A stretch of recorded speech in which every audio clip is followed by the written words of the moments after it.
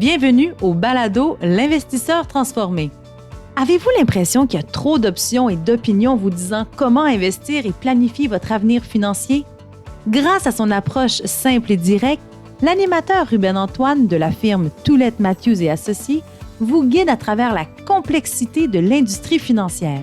Les sujets abordés dans ce balado vont transformer votre expérience d'investissement et augmenter vos chances de devenir libre financièrement pour toujours.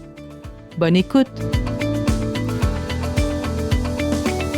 Bonjour, chers auditeurs, auditrices. Nouvel épisode du podcast L'Investisseur transformé avec votre animateur, moi-même, Ruben Antoine. Mais je suis accompagné de nouveau de ma collègue Chloé. Chloé, comment tu vas? Ça va très bien, Ruben, et toi? Ça va bien? Tu passes un bel été? Oui, et toi? C'est un très bel été. On a fait un podcast, ça fait un petit bout maintenant, Chloé. Je pense que notre dernier podcast ensemble, c'était en avril sur le sujet de la fiscalité. Donc, je suis très heureux de te revoir avec moi aujourd'hui.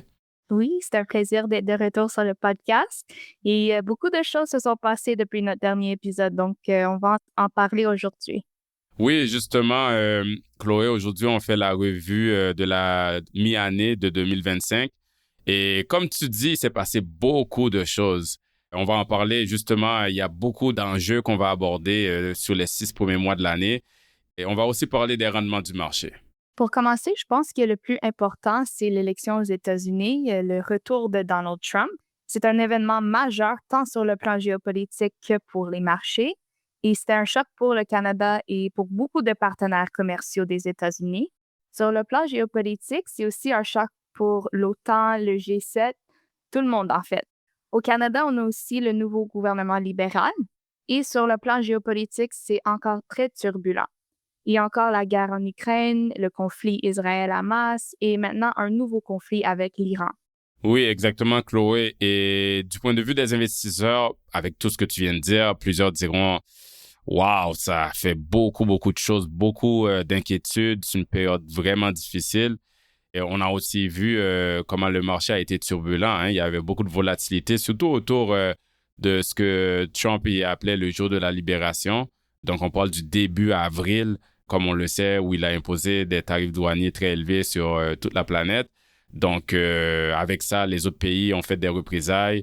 Donc, ça a été intense pendant ce moment-là, mais les 4 ou 5 jours qui ont suivi cette baisse marquée du début avril, qui en fait a commencé depuis la mi-février, mais à partir d'avril, les marchés avaient chuté de 10 à 18 %, là, dépendant de quelle région du monde qu'on regardait.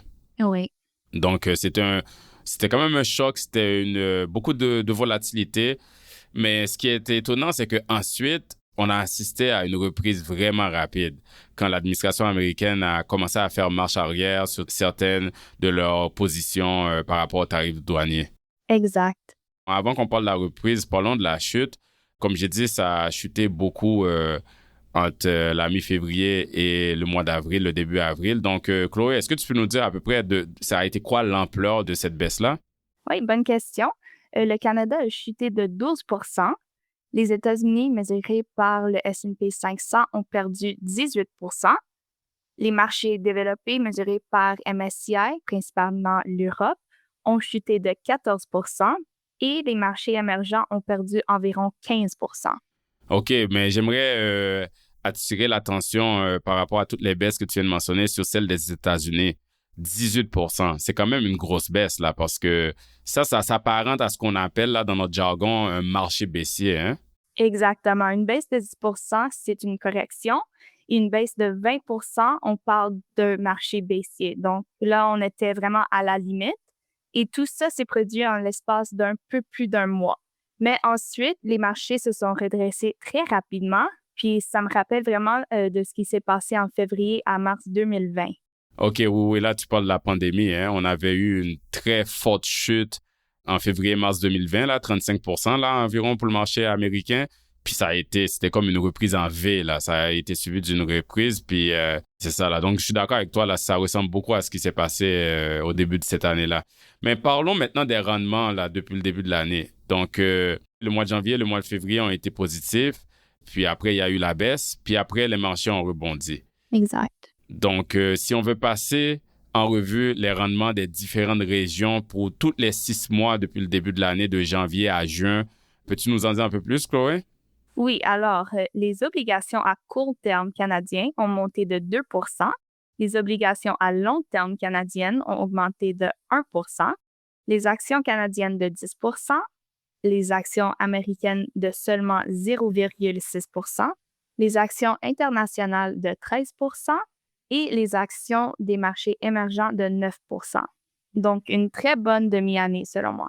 Oui, et puis c'est ça qui est étonnant, hein, parce que si les gens regardent avec leur loupe, juste comme qu'on disait plus tôt, là, le mois de février à avril, ben c'est très négatif, mais quand on regarde pas juste l'arbre, mais on regarde toute la forêt, là, quand on regarde tout le 6 mois de l'année, ben je suis d'accord avec toi, c'est une très belle année, là. Donc, au début de l'année, si on avait demandé à des investisseurs, écoute, ce qui va arriver en 2025, c'est des guerres, des tarifs, des menaces de récession, la majorité n'aurait pas investi, là. Pourtant, là, quand on regarde un portefeuille 100% actions, on a quand même bien fait, là. Exactement. Ce que je trouve frappant, là, Chloé, là, avec toute cette histoire de guerre commerciale-là, là, c'est que, bon, comme qu'on sait, l'agresseur, on va le dire, là, c'est les États-Unis, c'est l'administration américaine. Et l'économie américaine, là, avec les rendements que tu viens de parler, je pense que tu as mentionné le rendement pour les 6 mois de l'année, c'est 0,6%. Donc, les États-Unis ont beaucoup moins performé, proche de zéro, que tous les autres pays que les États-Unis ciblent justement pour leur guerre de tarifs, là. Donc, quand on parle de le Canada ou les pays de l'Europe ou de l'Asie, puis eux, ils ont fait des quand même bons rendements, là. Tu as dit le Canada a augmenté de 10%, l'Europe de 13%. Donc, quand on compare avec zéro pour les États-Unis, c'est un écart énorme, hein. Pourquoi, selon toi, qu'il y a ces écarts-là? Bien, il faut se rappeler que les États-Unis viennent d'une position de force. Leur marché a surperformé tous les autres ces 5 dernières années. Leur productivité écrase celle du Canada et de l'Europe, donc dans un sens, c'est logique qu'ils sous-performent. Ouais, je comprends ce que tu veux dire parce que les choses vont en cycle, hein. Si les États-Unis ont bien fait pendant une période, la période suivante, il y a des chances qu'ils fassent moins bien. Puis c'est ça aussi, c'est pour ça qu'on doit avoir un portefeuille diversifié. Et c'est vrai aussi qu'au cours des 10 dernières années, le Canada ne donnait pas toujours l'impression que c'était l'endroit propice où investir, hein, parce qu'on le sait, notre marché canadien, on aime tout protéger, donc il y a trop de réglementation. Des fois, il y a moins de motivation pour des entrepreneurs à développer les ressources naturelles à cause de ces réglementations-là, justement. Puis on le sait qu'on a un gros problème de productivité, là. On est en arrière des États-Unis, en arrière de plusieurs autres pays développés. Donc, c'est normal. Maintenant, tout d'un coup, on dirait que le pays se retourne complètement, hein. Le Canada, on voit qu'on a d'autres priorités. On veut améliorer la productivité, faire du commerce avec les autres provinces, diversifier notre économie. Ouais. Donc, je pense que les investisseurs, ils le remarquent. Et puis, on voit ça en Europe aussi, là. Puis, sûrement que ça attire les gens à réavoir confiance et investir au Canada et en Europe, justement. Oui, enfin, en Europe, le moteur principal du marché ces derniers temps, c'est surtout les dépenses militaires. Depuis l'arrivée de Donald Trump au pouvoir, je pense que ça a été un signal d'alarme pour l'OTAN et les alliés occidentaux parce que l'équilibre changeait et Trump disait, en gros, c'est à vous d'investir dans votre défense, on ne viendra plus vous aider. Ouais. Et il y a eu une grosse mobilisation, surtout menée par le Royaume-Uni, pour rassembler les pays, créer des entreprises militaires européennes et y investir. Ça a eu un impact important en Europe et même Carney a annoncé vouloir atteindre les objectifs de l'OTAN, ce qui est énorme parce que le Canada a toujours été en dessous de ses cibles. Oui, c'est vrai. Puis je pense aussi que je suis d'accord avec toi, Chloé, que Trump il fait des menaces, mais je pense en Europe aussi, avec tout ce qui se passe avec la Russie et l'Ukraine, les Européens, si les États-Unis ne vont pas venir leur aider, il y a là, ces craintes-là aussi qui les motivent à investir dans leurs militaires. Et nous, au Canada aussi, si les États-Unis disent qu'ils vont plus nous couvrir, ben, on parle encore de la Russie, là, on a tout le nord, là, tout le côté de l'Arctique, là, il peut y avoir des problèmes. Donc, on doit s'armer, malheureusement, ou bien heureusement. En tout cas, ça dépend des opinions. Absolument. Mais quand on parle des dépenses, comme tu mentionnes, là, toutes ces dépenses qui vont augmenter, Chloé, les dépenses des gouvernements, par rapport aux militaires ou autres. Dès qu'on parle de dépenses gouvernement, on pense à leurs dettes. Les dettes vont augmenter. Et dès qu'on pense à la dette gouvernementale, ça va faire augmenter le déficit. Puis justement, aux États-Unis, il y a eu le fameux Big Beautiful Bill qui a passé. Puis on le sait que ça, en tout cas, selon les gens qui regardent ça, ils disent que ça va faire exploser en fait la dette américaine parce que ça va ajouter près de 3,4 trillions à la dette américaine. Donc ça peut inquiéter des gens, hein. On a justement un de nos clients retraités qui t'avait contacté, Chloé, par courriel parce qu'il était inquiet par rapport à son portefeuille d'obligations, là, parce que dans les obligations, on détient des obligations gouvernementales aussi. Puis, il était vraiment inquiet par rapport à ça. Il avait lu un article. Qu'est-ce que tu avais répondu à ce client-là, Chloé? Bien, des articles sur la montée de la dette souveraine et les baisses de notation de crédit apparaissent de plus en plus dans les médias, et notamment à raison de la récente baisse de notes de crédit des États-Unis. Et ça peut inquiéter certains investisseurs qui craignent un impact négatif sur les rendements de leur portefeuille. Et nous avons déjà vu un crainte similaire, notamment durant la crise de la dette souveraine dans la zone euro entre 2010 et 2012. Et à l'époque, les États-Unis avaient également subi une baisse de cote de crédit, mais l'histoire démontre que des niveaux élevés de dette ne mènent pas nécessairement à une mauvaise performance des marchés boursiers. Plusieurs pays ont maintenu une dette élevée pendant de longues périodes tout en affichant des rendements solides à long terme sur les actions. Ouais, c'est vrai, Chloé. Souvent, les gens, ils font le lien. Si un pays a beaucoup de dettes, peut-être la bourse va moins bien performer. Mais en fait, l'Italie et la Belgique, par exemple, ont déjà, par le passé, tous les deux dépassé le niveau de 100%. Quand on regarde le ratio de dette du PIB, là, ils ont dépassé 100%. Puis ça, pendant plus de 30 des 48 dernières années. Et pendant la même période, le marché boursier ont généré des rendements moyens annuels de 11% et de 12% respectivement. Mais Chloé, c'est sûr que les inquiétudes actuelles concernent principalement, parce que là, je mentionnais l'Italie et la Belgique, là, ça concerne principalement la dette américaine. Et aussi, je pense que l'article que le client nous a partagé, il y avait aussi les dettes gouvernementales du Japon. Puis là, on parle bien des obligations gouvernementales à long terme, hein, parce que souvent, c'est des échéances de 20 à 30 ans. Donc, si je reviens à ce client-là, c'est quoi tu l'avais répondu exactement quand tu avais retourné son courriel? OK, bien, adressons le Japon tout de suite. Le Japon dépasse les 200% depuis 2010. 200%, tu fais référence encore au ratio de dette du PIB, hein? Exact. OK.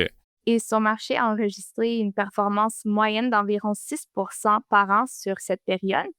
Donc, on ne peut pas prédire l'avenir ni l'impact exact de la dette souveraine sur les marchés boursiers, mais l'histoire nous montre qu'une dette élevée n'égale pas nécessairement un rendement négatif de la bourse. Mais pour répondre à ta question, j'ai donc expliqué aux clients que dans notre construction de portefeuille, nous faisons une diversification sectorielle. Donc, l'exposition obligataire du client ne se limite pas aux obligations gouvernementales.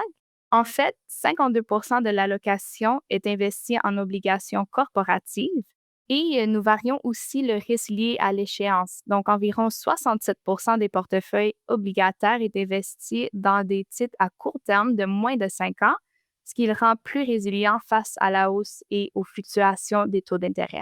C'est un super point, Chloé. Puis je me souviens quand j'ai vu ton courriel, c'est ça, hein, des fois, les clients, ils lisent un article, ils voient, mettons, dette gouvernementale des États-Unis de 30 ans. Tout ça, ça va tomber, là, ça va s'écrouler. Puis là, tout d'un coup, les clients, ils pensent que c'est ça qu'ils ont dans leur portefeuille. Donc, j'aime vraiment ton point de non seulement adresser aux clients qu'on n'a pas juste des dettes gouvernementales et ils sont pas de 30 ans, là. Donc, c'est vraiment important. Mais aussi, en plus de ce que tu as mentionné, dans la gestion de risque, la construction de portefeuille inclut aussi le fait que on gère le risque de défaut. Donc, on va construire un portefeuille obligataire pour nos clients qui vont être principalement avoir des titres de revenus fixes de qualité. Donc, déjà là, le risque de défaut est relativement faible. Et tu as mentionné plus tôt, là, on parlait des obligations américaines et japonaises. Puis c'est justement à ça qu'il faisait mention dans l'article en question que le client a lu. Mais dans la construction de portefeuille aussi, on s'assure qu'il y a une diversification géographique. Donc, les obligations de nos clients vont, oui, avoir des obligations américaines, japonaises, mais aussi canadiennes, mais aussi beaucoup de pays d'Europe. Donc, je pense que la diversification, elle vient gérer le risque définitivement. Oui, je suis d'accord. Bon, Chloé, je pense qu'on a fait quand même un bon survol, un bon bilan de la mi-année. Merci beaucoup. Est-ce que tu as un dernier mot avant qu'on laisse nos auditeurs et auditrices? Bien, comme toujours, j'aime rappeler qu'on a déjà vu ce genre de situation. Il y a toujours quelque chose qui inquiète quand on regarde les nouvelles médiatiques économiques. Les médias vendent la peur. Donc, c'est pour ça que les nouvelles sont souvent négatives et ça affecte notre cerveau.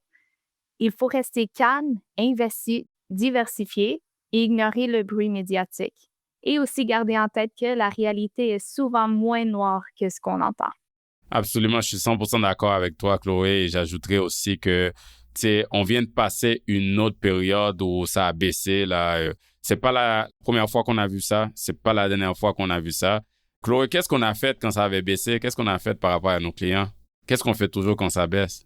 On a demandé à nos clients s'ils voulaient rajouter de l'argent dans leur portefeuille. Exactement. Nous, on envoie un courriel. Quand les gens paniquent et veulent vendre, nous, on envoie un courriel à nos clients. On leur dit, si vous avez de l'argent, de la liquidité excédentaire que vous n'en avez pas besoin, c'est le temps d'investir. On était en avril, puis on ne peut pas prédire l'avenir. On ne sait pas si ça va se remettre à augmenter, mais on sait que quand ça baisse, ça veut dire qu'on a des aubaines. Ça veut dire que des bonnes compagnies se vendent à bas prix. Et qu'est-ce que ces clients-là ont fait, Chloé? Ils ont investi. Il y en a beaucoup qui ont envoyé de l'argent. Il y en a qui ont même dit « Oh, j'aurais aimé avoir de l'argent qui traîne. Est-ce que j'ai le temps d'aller voir si je peux trouver des liquidités ailleurs? » Mais ça s'est fait tellement vite. Mais en gros, c'est ça le but, c'est que quand ça baisse, c'est au moins de ne pas paniquer et de rien faire. Mais si on doit faire quelque chose, c'est d'investir plus. Puis après, c'est d'être patient parce que la patience, elle paye. Puis il faut juste garder son plan d'investissement à long terme et le respecter. Donc, merci encore, Chloé, pour ce beau bilan de mi-année des marchés boursiers. Et à tous nos auditeurs, auditrices, merci d'avoir été à l'écoute et je vous souhaite un excellent été. Merci. Vous venez d'écouter L'Investisseur transformé, animé par Ruben Antoine. Veuillez visiter le site web tma-invest.com pour vous abonner au balado, demander une copie gratuite du livre L'Investisseur transformé et pour en savoir plus sur la façon dont notre firme aide les investisseurs à atteindre leurs objectifs financiers. Merci. Les investissements et stratégies financières doivent être évalués en fonction de vos objectifs personnels. Les auditeurs doivent alors effectuer leurs propres recherches et consulter un conseiller dans le domaine avant de prendre des décisions sur leur placement et finances personnelles avec les informations fournies dans ce balado.